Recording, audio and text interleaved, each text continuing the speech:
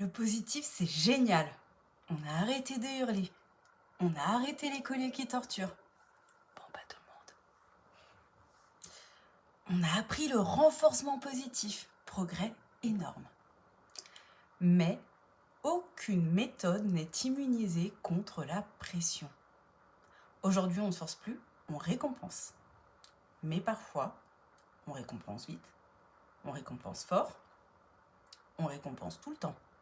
Et surtout, on veut que ça marche très vite.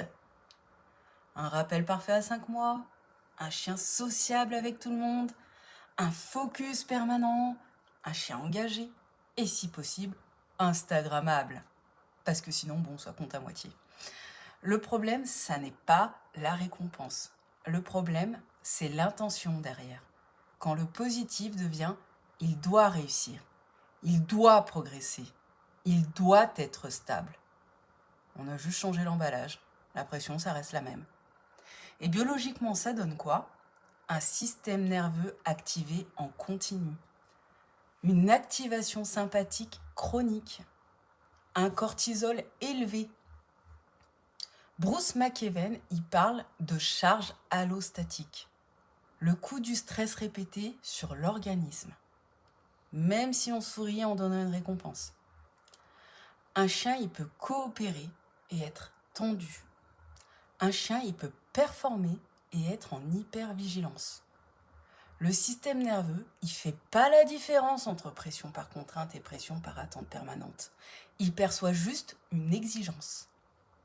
Tu veux des signes? Un chien qui exécute tout mais qui ne choisit plus rien. Un chien efficace mais qui ne se pose jamais vraiment. Un chien qui décharge dès qu'il peut. Il creuse frénétiquement. Il surréagit à tout. Il aboie sur le trèfle qui a bougé de traviole.